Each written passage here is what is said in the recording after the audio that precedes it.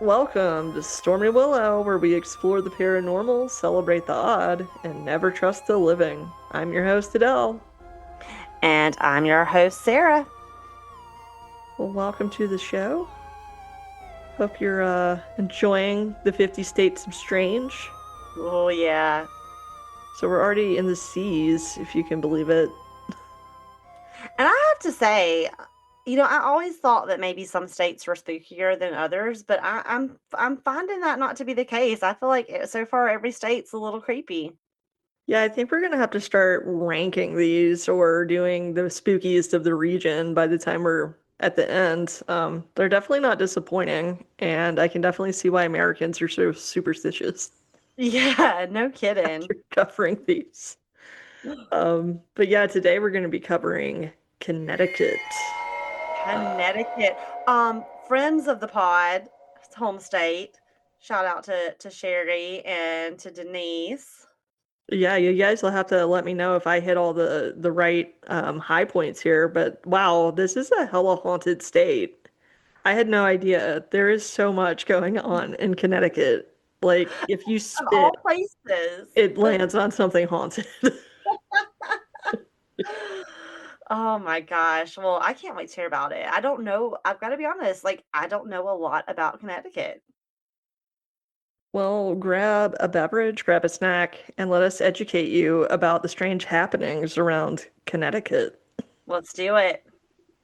All right, so before we get into the paranormal, do you know what residents of Connecticut are actually called? No. Nutmeggers. Nutmeggers. Now that's a fun one. Yeah, so it's a nickname, and there's some possible origin stories. Some say it comes from sailors who were bringing valuable nutmeg back from overseas voyages. Now I do enjoy some nutmeg. I'm not I gonna lie. do. That nice warm kind of spice, so Mhm. not hating that. But others also say it could be colonial Yankee peddlers who sold fake nutmeg. Not a Yankee peddler, please. Lord, no. Yeah, just some of these people might have been selling fake nutmeg, and people were disappointed not getting the real deal, instead getting wood carvings that looked like nutmeg. Oh, I hate it when that happens. Yeah, right. So yeah, that's the name, the Nutmeggers. The nutmeggers. I love it. Yeah. And then also Connecticut itself, the name of the state, I was always like, that one's an odd one to me. It is. It is. Uh, It's not like New York, New Jersey. Yeah. it doesn't sound very English, right? And it's because it's not.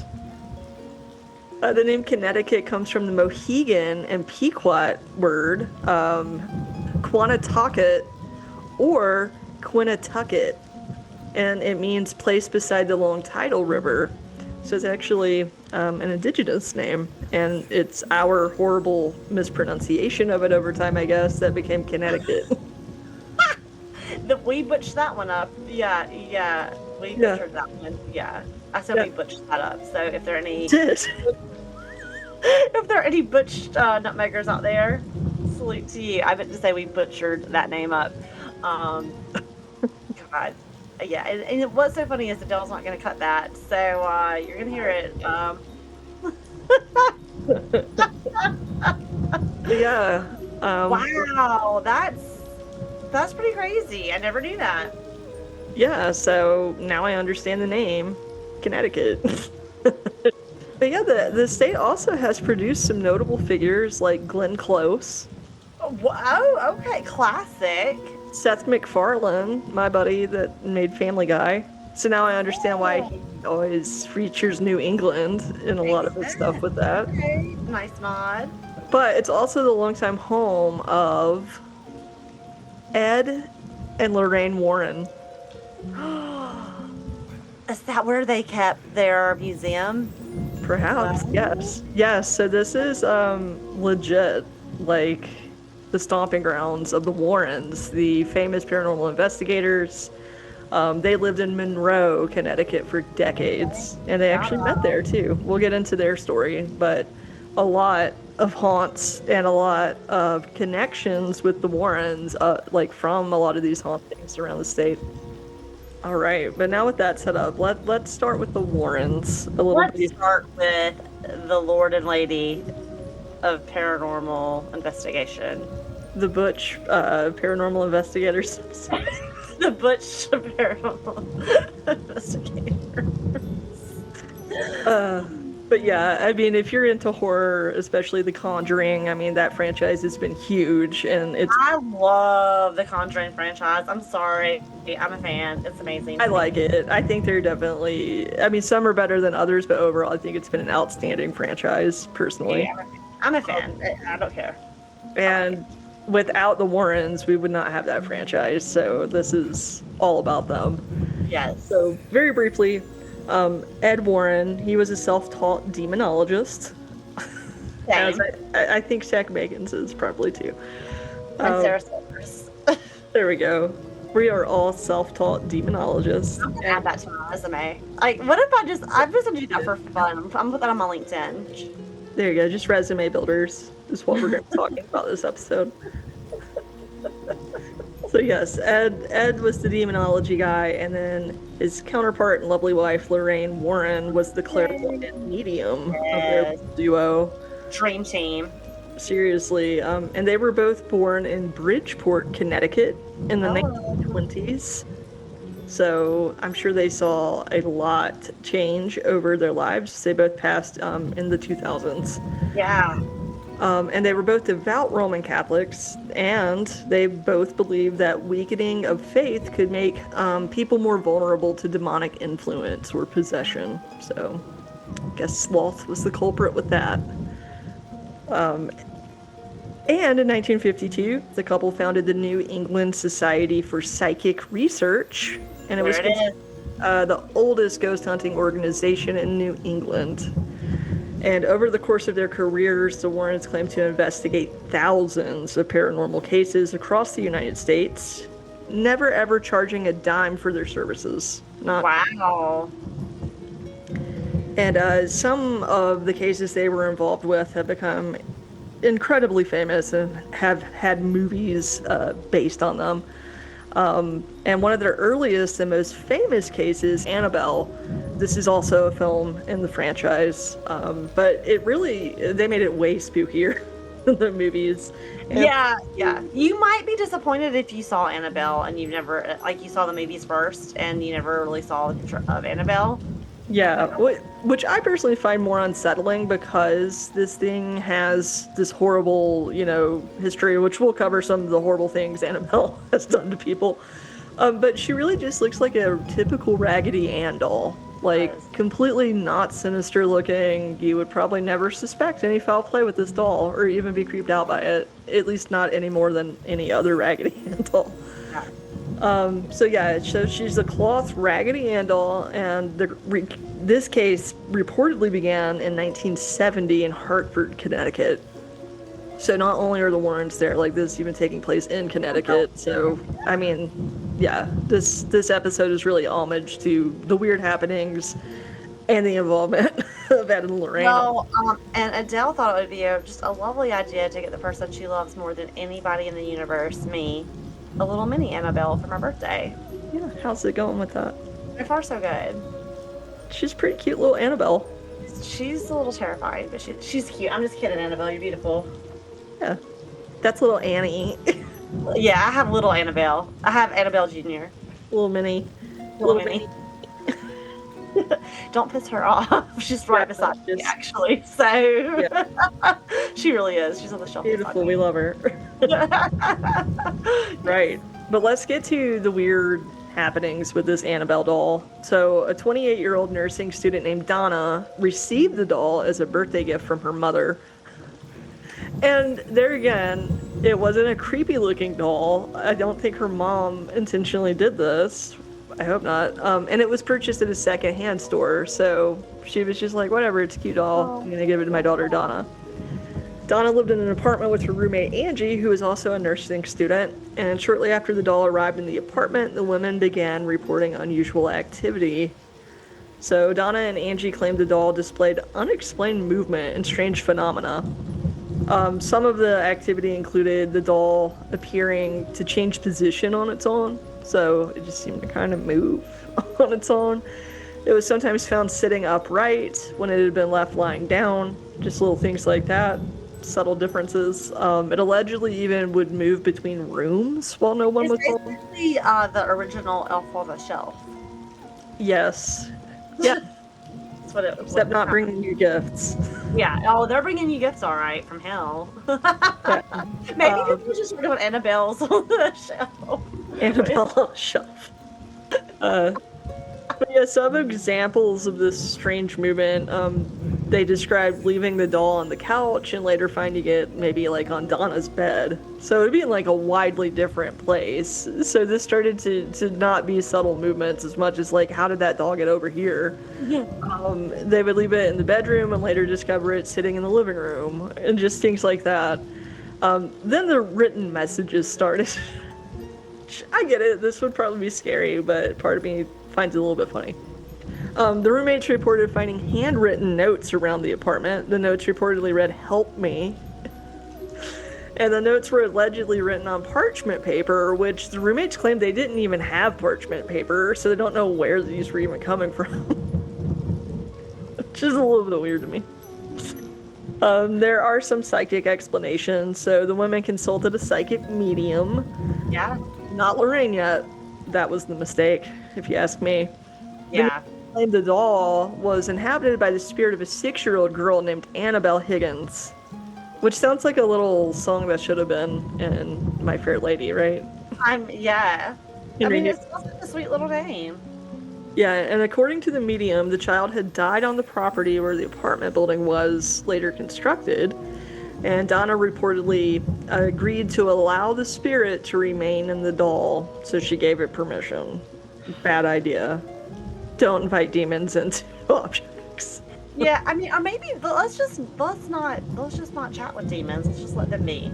And just let me tell you, if you think you are chatting to the child spirits, they are probably demons. Yeah, Acting I like mean, being a professional demonologist as I am, yeah, you should just leave that work to the professionals. yeah. You gotta be careful. Gotta be careful with this stuff, guys. Gotta be careful with this. And of course, the activity intensifies and starts to become a little bit violent. It goes beyond handwritten notes on parchment. So a friend of the roommates named Lou claimed he experienced disturbing encounters with the doll. Lou reported recurring nightmares where the doll attacked him. Can you imagine having a nightmare of a Raggedy Ann doll attacking you, though? I would find it a little bit funny. In one incident, Lou said he woke up paralyzed while the doll climbed onto his chest, and he later claimed to receive 7 deep scratch marks across his torso after being alone with the doll. I don't know. Could be demonic. So then what next? After the activity escalated, Donna got serious and contacted Ed and Lorraine Warren to get down to the bottom of this. Got you. So the Warrens, they traveled from Monroe to investigate the apartment. The investigation took place sometime in 1970, and shortly after, the initial reports of paranormal activity had started. So Donna reported contacting the Warrens after the doll's movements increased, disturbing notes appeared, and Lou experienced that violent attack. I think that was the final straw. Yeah, it's like you can't be scratching people, Annabelle. And by this point, the Warrens were already known locally for investigating paranormal cases through their organization, as we mentioned before, the New England Society for Psychic Research. And after investigating the apartment, the Warrens rejected the psychic's explanation. They concluded the doll was not possessed by a child spirit. And instead, it was being manipulated by an inhuman presence, which they interpreted as a demon. And according to the Warrens, demonic entities sometimes attach themselves to objects. They may pretend to be harmless spirits to gain your trust, and the goal is eventually to attach themselves to a human host. So maybe they were trying to enter Lou's body, who knows. The Warrens removed the doll from the apartment, and even during the drive back to Monroe, Ed later claimed the car repeatedly lost power, the engine stalled several times, and he sprinkled holy water on the doll to stop the disturbances, as he was having a hard time at some point steering the car and keeping it on the road. Terrifying. But where's the doll now? Well, after removing the doll, the Warrens placed it in their occult museum in their home in Monroe, Connecticut. And the doll was kept inside a locked wooden box. And it was kind of a display case, if you've ever seen it, so you could go take a look. And it included a sign warning to positively not open that box. And the museum actually closed to the public in 2019 following the death of Lorraine. And, of course, zoning issues in Monroe. Of course, government.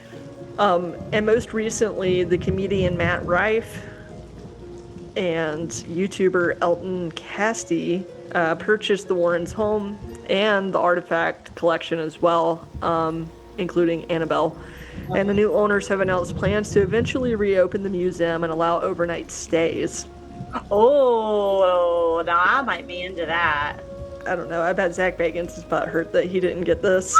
I'm butthurt for Zach, to be honest. Unless he specifically avoided it for a reason.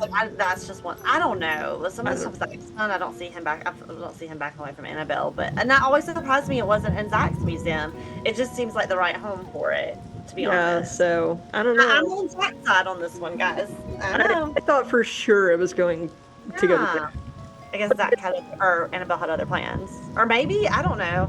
Maybe after like this incident with the house that he had, maybe he's like, I can't do it. I can't take on another demon house. I can't do it. Yeah. It already cost him his sight with that first one. Exactly. He's like, I can't do it, guys. I mean, I get it. God. Yeah, maybe it was his choice. Yeah, it's okay, Zach. But yeah, I mean, hands down, Annabelle became the most famous object in the Warrens' collection. She recently, even I think just over the past few months, did like a U.S. tour, wreaking havoc everywhere she went with like fires and all sorts of crap over this past summer. So she is a force to be reckoned with for sure. And yeah, she's still part of this museum as far as I know. So we'll see. So cool to go to that museum when Lorraine was still alive. That would have been. I feel like I would only feel safe to go if the Warrens were actually there. Yeah, I mean, there's no telling what kind of chaos is happening. Nobody has control of this now. Not bad. And speaking of things that involve the Warrens, there's another case. This one's really famous too, and was also made into a film. It's called the Snedeker House.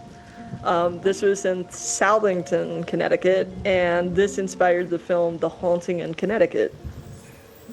I didn't see that one. I did not see that one either. But I have heard of it.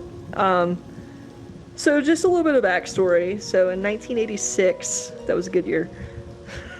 Alan. It was the year before you were born. What are you talking I know, about? but it was the 80s. It was the 80s. You were around. Yeah. Amanda was around. I was around, yeah. I was waiting on around. Everybody was here but me.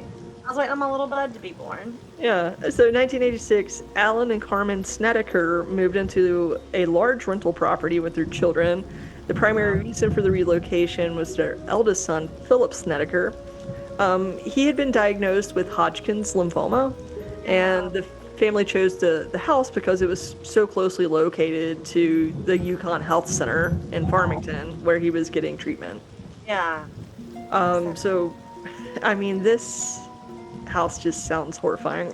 The family claimed they had not been informed of the building's history before signing the lease. Shortly after moving in, they discovered mortuary tools and equipment, metal preparation tables, coffins, and refrigerated coffin storages in the basement. I mean, something you might want to tell somebody about, like, hey, we still have some, equipment. This place maybe used to be a morgue in the basement. Yeah, but I mean, I guess they didn't really see that when they were checking it out. Yeah, I mean, they just didn't know they had the basement. Like, sight unseen situation? I don't know. But anyway, okay. I don't know. But after, they discovered these items in the basement, they soon learned that the house had previously operated as a funeral home, which makes sense. What were your clues? Your observation skills there are very impressive. Yeah. So then, of course, there's paranormal activity with this house. The family alleged that a series of disturbing and violent supernatural events began almost immediately Oh after the no. arrival, with the basement serving as the epicenter, of course. Yeah, of course. Some of the activity included physical manifestations, so sudden extreme temperature changes, the sighting of shadow figures, and unexplained sounds of footsteps and knocking. Great. Also, with the basement, family members claimed to see coffins moving on their own. Ew. No, thank That's you. heavy. And reported overwhelming smells resembling decaying bodies. Gross. No, thank you. Also, violent assaults. So, Carmen Snedeker reported being pushed, grabbed, and physically assaulted by an unseen presence while alone in the house. And even demonic possession. The family observed dramatic behavioral changes in Philip, who became aggressive and erratic. They believed his personality shifts and mood swings were signs that he was being possessed by a demonic entity. So, of course, they contacted the Warrens. Yeah, smart move. So, Ed and Lorraine were... Local Ghostbusters at this point. Yeah, seriously. So they called in the big guns, Ed and Lorraine Warren. They came out to the home in 1986, and after interviewing the family and examining the property, they concluded that the house was infested with demonic entities. Infested? Damn. Yeah, so... House with no squirrels. I'm good. Yeah, it's like, it couldn't have just been rats or termites. What? Spirits? You don't have termites, but you do have demons. Maybe, you know what? Maybe we should start adding that as a home service. Like, you know, you do all these, like, inspections, but does anybody do a paranormal suite? We will remove ectoplasm. We will, yes. You might, just remember us, Stormy Willow. We're doing real estate now. We're branching out. Why the hell not? Why the hell not? We're branching out.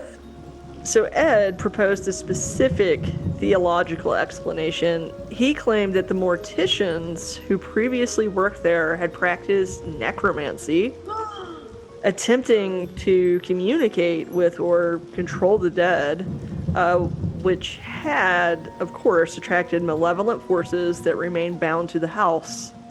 So the Warrens claimed the haunting was eventually resolved after a Catholic exorcism was performed by a priest at the site, and following the investigation ritual, the Snedeker family moved out.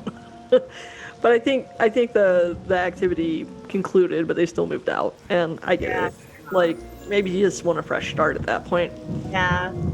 Of course, to be fair, let's hear some, skeptic perspectives. So Now, Warrens do have a lot of skeptics. yes, so Ray Garton's, the Warrens hired a horror author, Ray Garton, to write the true story of the haunting, and Garton later publicly distanced himself from the book, stating that the family's accounts were contradictory and that the household struggled with internal issues like alcoholism and drug addiction. Garton famously claimed that when he brought these inconsistencies to Ed's attention, he was told, well, make it up and make it scary. So, I don't know. That's one account. And also, skeptics such as Benjamin Radford and Joe Nickell concluded that there is little to no evidence supporting the supernatural claims. Nickell dismissed the story as a hoax, noting that other writers who worked with the Warrens admitted to being encouraged to invent dramatic details to sell books. So, I don't know. Sure. I mean, I can understand embellishing books, though, but whatever. I'll leave it up to you guys to decide for yourself what you think. In 2009, the film Haunting in Connecticut hit the big screen. And while it retained the central premise of the family moving into a funeral home, it definitely added fictional elements such as corpses hidden inside the walls and elaborate occult rituals. So they definitely played that side up a lot more in the film. And today, the property was sold to new owners, and it remains a private residence. There's been no reports of further paranormal activity from the latest occupants. So either it wasn't haunted or the exorcism works. Yeah. So you decide. All right, so those are some of the really famous and key Warren cases. And if you're in New England, you're going to have haunted cemeteries. Oh, yes. I mean, come on. So, this is allegedly one of the most haunted cemeteries in America. Whoa. Union Cemetery in Easton, Connecticut.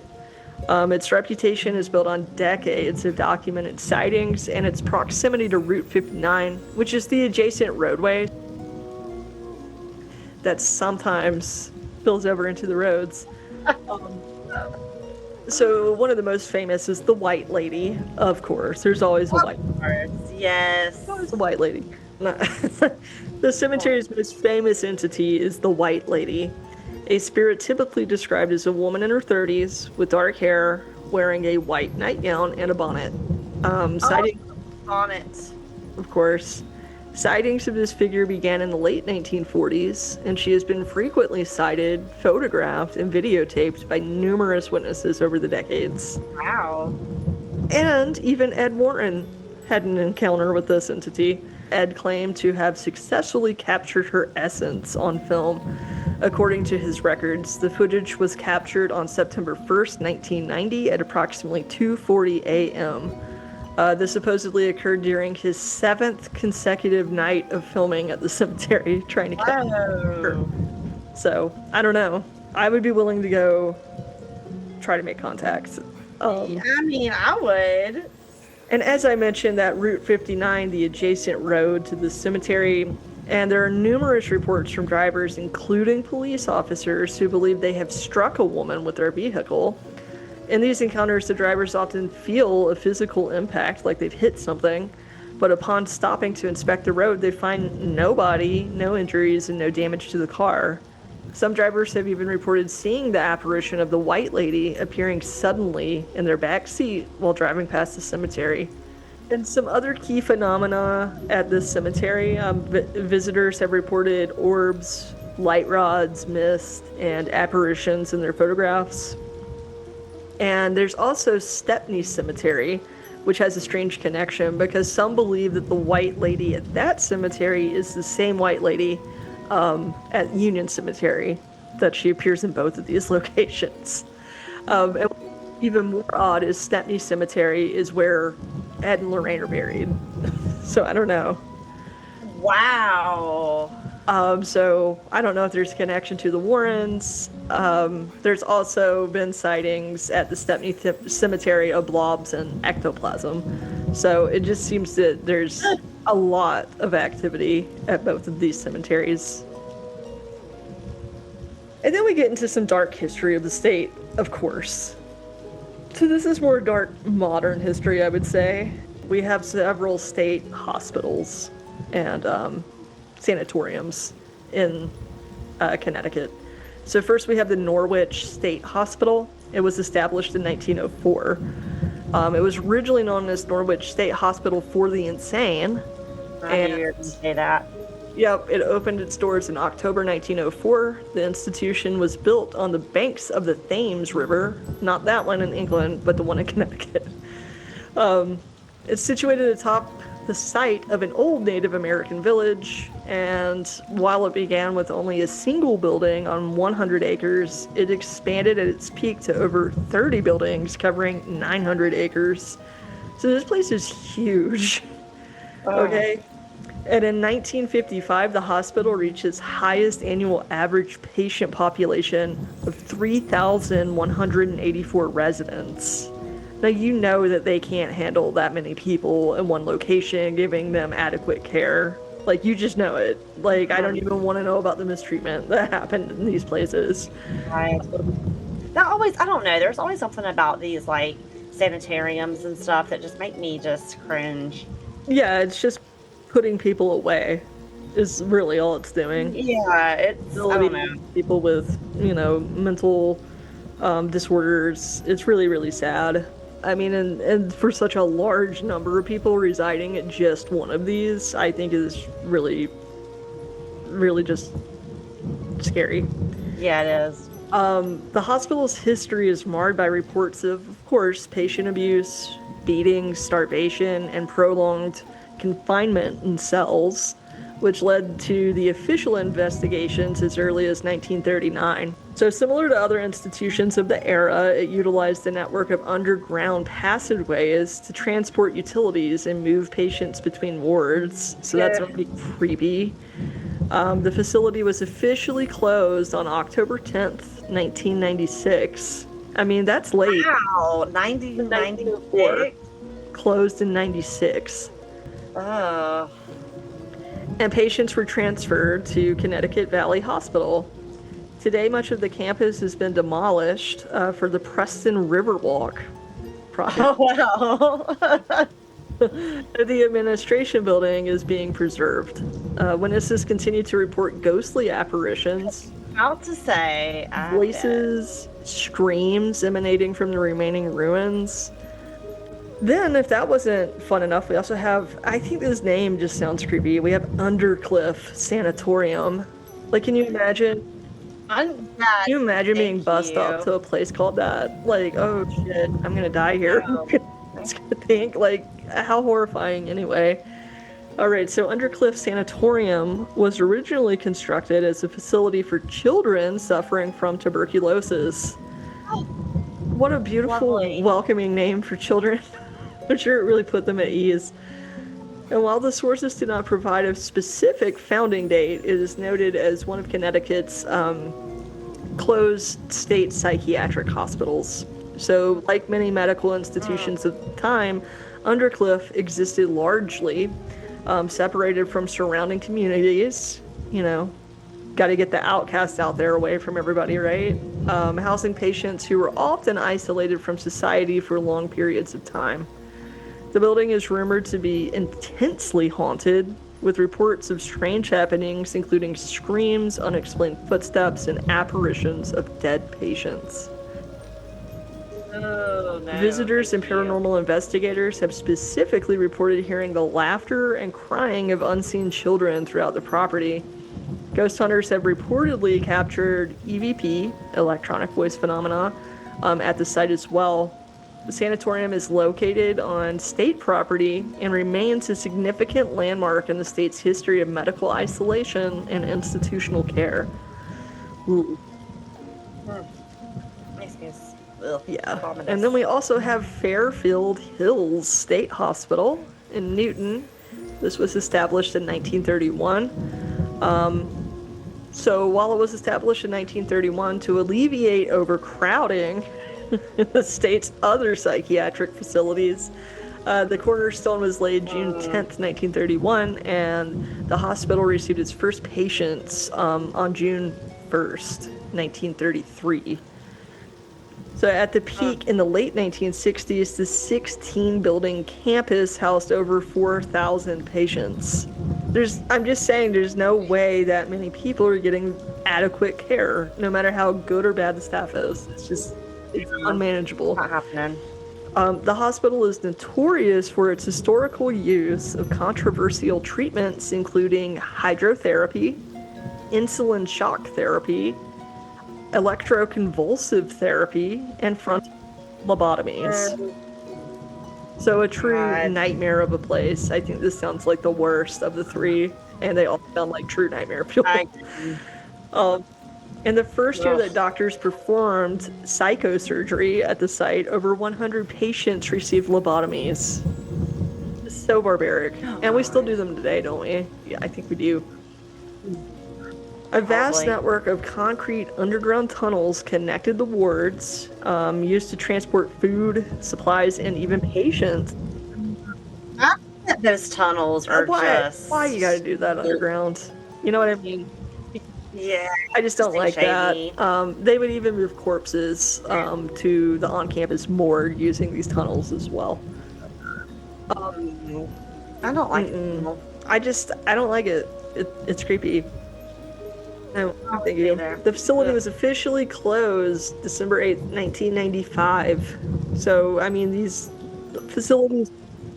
I can't believe how long these places were open. And I feel like Geraldo blew the lid off of Willowbrook, I think, in, like, the 80s. And it's still... Yeah. I don't remember the name, but yeah, I remember it Yeah, really was and it's just like that was in the 80s, and it still took so long to close these places down, and so many people being neglected and abused. Like, it's so criminal. It is so criminal. yeah. And then in 2004, the town of Newton acquired the property, eventually repurposing the buildings for municipal offices, parks, breweries, youth academy. Despite these modern developments, several structures remained abandoned and boarded up, serving as frequent destinations for urban explorers and paranormal investigators. That's where you can find So, us. yeah, how lovely. Well, not the tunnel though. I'm not going in that tunnel. No, those tunnels are creepy. But I'm yeah, not a fan. so across rural Connecticut, rumors began circulating for decades about patients escaping into the nearby forest from these facilities. This inevitably led to rumors of these kind of deformed people called Melon Heads.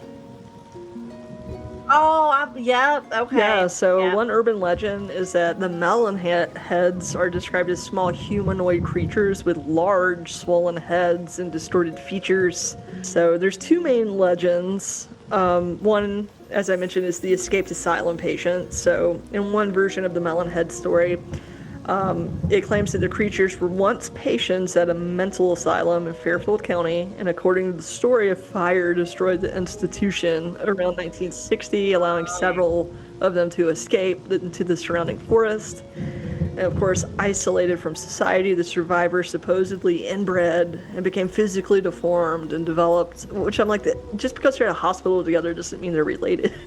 Like, how are they inbred? Anyway, developing enlarged heads Oh, resembling hydrocephalus.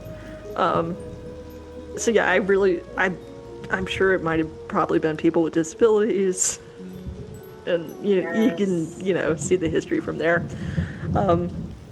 Some also say it could have been a banished family. So another version traces the creatures back to a colonial family accused of witchcraft, and we are going to come back to witchcraft.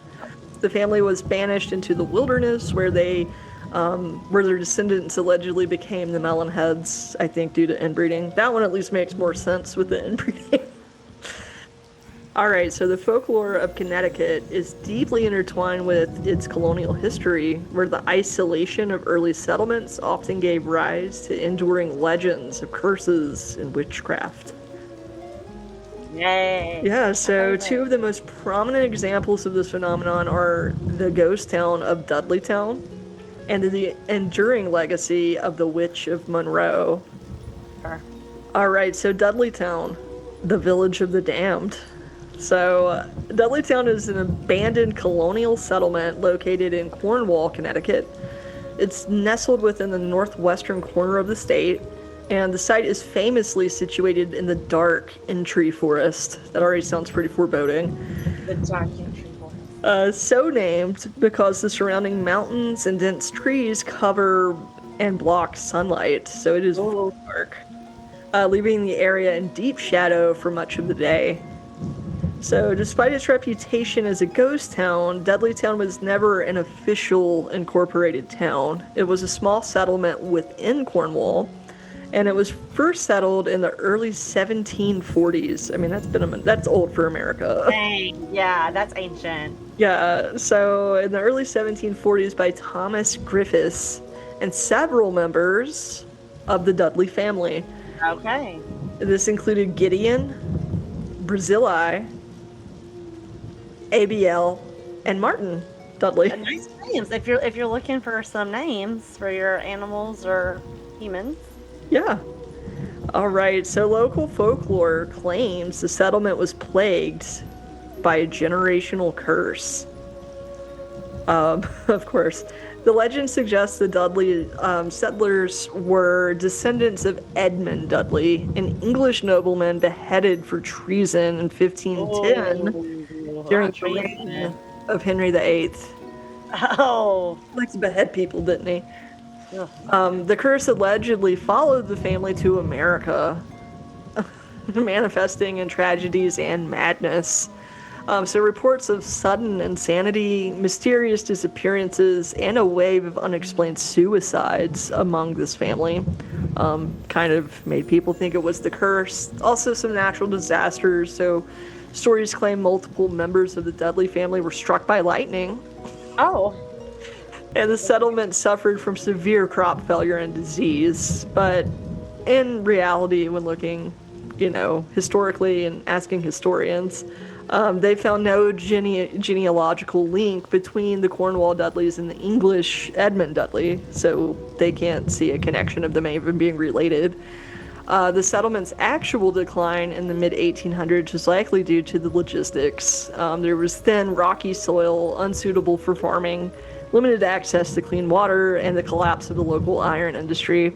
So, scientists, historians kind of explain it away. But in 1993, actor Dan Aykroyd famously called Dudleytown the most haunted place on Earth. Oh, I believe it if Dan says it's true. I love Dan Aykroyd. Yeah, though he did mistakenly state that it was in Massachusetts, but we'll let it slide. I mean, I get confused on the states too. It's fine, Dan. New England. It's not like he said it was some way. So at least he didn't say it was like California. I mean, he was in the right area. I'll give Dan a pass. We'll give you a pass, Dan. I mean, of all the things that I mistakenly say, like butch instead of butchered, it's fine, Dan. We get it. He misspoke. We knew what you were saying. We get it, Dan. We trust you. Today, the land is owned by a private land trust, Dark Entry Forest Incorporated. Oh, that's fun. Can I be a board member? Work at Dark Entry Forest Incorporated. And it's strictly closed to the public due to extreme vandalism, is what they call it. Yeah, that's what they say anyway. Local police actively patrol the site and arrest trespassers. So if you try to sneak in, they will. I have to be invited. But I'm like, no, I'm a board member. It's okay. I'm an employee. There's the badge. Calm down. I'm one of the Dudleys. Yeah. I'm Sarah Dudley. That's what I would do too. And they would be like, ma'am, you gotta go. You sound like you're from these parts. You're from New England? Yep. Sure am. All right. So, speaking of curses and cursed towns, of course, that's going to lead us to witchcraft and witch lore. Yes, I love a good curse. So, we just talked about Dudleytown, but Connecticut has broader witch lore, which reflects the historical patterns where society feared what it did not understand. Imagine that. We've learned so much, guys. We've come a long way. Full circle. Yeah. So this culture of suspicion began even earlier than Dudleytown. It began with Puritan settlements. So most notably in Old Wethersfield, which is Connecticut's Salem, essentially. Total witchy vibes. Has like a lot of the historical buildings. I think the whole state has over 100 pumpkin patches. I'm sorry, what? Yeah, all right, Connecticut, let's go. Yeah, so you might see us there this Halloween, Connecticut. Yes, there. Weatherton, I'm coming for you. Wethersfield. Wethersfield. Why did I say Weatherton? Because I think there's Southernton or so. There was one. Anyway, sorry. Take two. Okay. Wethersfield. Yes. We're coming for you. We're coming for you. So, Old Wethersfield was established in 1634. Oh, that's got some Salem vibes. Oh yeah, it's actually Salem before Salem, if you will. Yeah. Started doing witch trials before Salem even got in on it. So it's founded as the state's first permanent European American settlement. Westerfield was a hub for Puritan life. Hence all the paranormal, paranoia, and spooky activity. So they had this thing called the Mutual Watch, which sounds like a nightmare to me. And it's essentially Puritan communities operated under a system of watching one another. So neighbors and ministers would vigilantly monitor one another's moral behavior to prevent sin from infecting the community. Yeah, okay. So in these small, crowded towns, gossip and snooping were constant, and suspicion could easily escalate into witchcraft trials. You're a witch. You're a witch. Yes, so these are trials before Salem. So Connecticut conducted witchcraft trials and executions decades Right. before the ones in Let Salem. me guess. We're putting women to death mostly What makes you here. think that? I don't, just a wild guess. All right, yeah. So, however, after the Salem execution shocked the region, public opinion kind of shifted, but these guys kind of slipped in right before it was well known. So no one in New England was ever again indicted or executed for witchcraft after Salem kind of got the whistle blown on it, that we know of. Yeah. Well, I mean, there's still 2026, so we might be bringing that back. I don't know. Oh yeah, that's true. Maybe bring it Well, back. here we go. So we're gonna talk about the Witch of Monroe, Hannah Cranna. Hannah And Cranach. No. her name Come is on. Hannah Cranna. So this is long after the formal trials had ended. Okay, so they're done. They had already tried people and executed them for witchcraft, but this is still the Witch of Monroe. So long after that, the reputation persisted in local folklore that it was kind of a witchy area, and the most enduring figure of this era was Hannah Cranna. She was born in 1783. So I mean, this is a minute after that. All right, so Hannah's reputation began after her husband, Captain Joseph Hovey, died mysteriously when he fell over a cliff during a night walk. Gotcha. She put a spell on him. She did. Neighbors whispered that Hannah had cast a spell to confuse him and cause him to fall and wander into the abyss. It was her fault. Yep. Yes. Not to mention that she was also a poor woman. It's never, It's never an elite. Yeah. It's always these poor people, these poor. Yeah. So following his death, Hannah lived alone on her property, reportedly guarded by snakes and chickens. Yeah. I mean, those are my usual things that I get to watch over. I mean, when we were pricing a fence, I'm like, we don't need that. We need snakes and chickens. It's fine. Yeah, I don't need a security system. I got my snakes and chickens. Fine. I don't need a reading camera. Yeah. I got a rooster. So to me, she sounds like a poor gothic lady. So she wore Black Widow's clothing after her husband passed, and she was like, stop shaming black, guys. Black is a great color. I have a lot of black in my wardrobe. Yeah, everybody should shame me. You can wear it up or down. I mean, come on now. You can wear it with anything. Go on. But yeah, so she wore black. Thank God she wore pants or something evil like that. I don't know what she was wearing that was black. But yeah, so she wore Black Widow's clothing and was known for a difficult temperament. Oh, yeah. So she allegedly used her fearsome reputation to extort food and firewood from her neighbors. Ooh.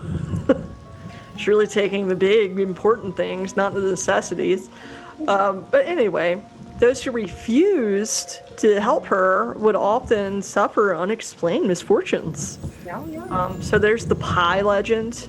So a neighbor who gave Hannah the smallest of her cooling pies was cursed, and her future bakes were never as good. Yeah. No, I think that's fair. It's like, I hope that's true. asshole. You give me this shit. No. I get your unwanted pie. Now they're all gonna taste like shit moving forward. So I mean, I think that's a great move, Hannah. I like it. She even would bewitch your oxen. So Hannah supposedly bewitched the oxen of two men who mocked her, causing the animals to freeze and the wheels to fall off their cart. I mean, I hope that she really did have these powers to do this, because that's just great. Like, why are you mocking her? Like, you get what you deserve. But so far, all of these, like, if it really was a curse, check. So far, I like Hannah. Yeah, me too. And just because anytime you just go by Captain Joseph, I just assume you're a He drunk. was probably an abusive asshole. It's probably like an abusive drunk and was drunk and fell one night. That's exactly what happened. I think. Anyway, That's just our opinion. You're gonna love this though. She of course, like any witch, she had a familiar. Many believed that her pet rooster, old Boreas, Boreas! I love that name so much. they believed old Boreas was her familiar. Yeah. So if you don't know what a familiar is, it's a spiritual like animal guide. Like It, Herman. What's it's my like opinion? different from witch to witch, but like it helps them like stay connected to their powers. Every witch has a familiar, and it's usually a black cat. But in this case, it's an old rooster named Old Oh, Boreas. I love it. And when Old Boreas died in 1859, Hannah predicted her own death would soon follow. Weird. All right, so the legend of Hannah was sealed by the events of her funeral in 1859. So for her final request, when she died, she had requested that her coffin be carried to the grave by hand and not buried before sundown. Pretty simple request. Carry me to the grave and do it before sundown. I feel like that's unrealistic. Right. So, but of course the neighbors, they were like, no. They ignored it and they attempted to transport the coffin by sled over the snow, and the coffin repeatedly slid off the sled until they eventually had to carry it by hand as she requested. And by the time they reached the burial site, the sun had set. Well, damn it. I mean, she had one simple request. You mocked her all these years. You gave her shit ass pies, and you can't. If you just carry the damn thing, yeah. So it's like, thanks for nothing, right? I love Hannah. And then upon returning from the funeral, the neighbors discovered Hannah's house had mysteriously burned to the ground. That's what I'm talking about. She's like, It's I like, get my and so Hannah is buried in Gregory's Four Corners burial ground in Trumbull. We should go and visit and give her a proper pie. We should. The best pie. Best pie. You know what? If Bojangles is back in our good graces, Hannah, I'm bringing you a Bowberry biscuit. I'm gonna change your world. Oh yeah. And some chicken. It doesn't get better than that. Chicken for your familiar. Yeah, we got you. Box. We got you. They need to make like a deluxe box and call it the Old Boreas. The Old Boreas. It's the Old Boreas. Boreas is back at Bo's. Anyway, yeah. So you can go see her grave, which I do think would be lovely. But modern legend claims her spectral figure still appears in the graveyard and causes passing cars to crash. Yes, so we can have her. I love her. I think she's amazing. I'm a fan of Hannah. Hannah is a hometown hero, is what Hannah is. She is. So screw the rest of those people. They got what they deserved, in my opinion. So from haunted dolls and cursed cemeteries to abandoned hospitals and monster legends hiding in the woods, Connecticut has built an unusual, dense collection of paranormal stories. I'll say. Some of these come from documented history, like early witch trials, isolated settlements, and massive psychiatric institutions. Others grew out of rumor, fear, and the way communities try to explain the unexplained. And sitting somewhere in the middle of it all were Ed and Lorraine Warren, investigators who helped turn many of these local stories into some of the most famous paranormal cases in America. And whether you believe the stories or not, Connecticut proves something interesting about folklore. Sometimes the scariest legends don't come from far away. They grow quietly in the woods, in old houses, in forgotten cemeteries, and occasionally inside a locked glass case with a sign that says, positively do not open. Ooh, Connecticut. Who knew? Yeah, I was not expecting it. I mean, and this is my short list. Like, I had to exclude other inns and cemeteries. This place is so haunted. It sounds like a wonderful time. Well, let us know, especially our friends from Connecticut, if we got it right, or if there's anything we missed, or if you've actually encountered any of this plethora of oddness in Connecticut. We'd love to hear your thoughts. Yeah, we would. Thanks for joining us. And if you enjoyed this episode, please follow and leave a review. Helps other listeners like you find the show. Until next time. Stay safe out there, friends. Stay curious. And never trust the living. Later, taters. Bye, guys. I'm gonna go get one of those Bojangle boxes. Glorious box for a limited time only. Tell them Stormy Willow sent you for an additional 10% off your purchase.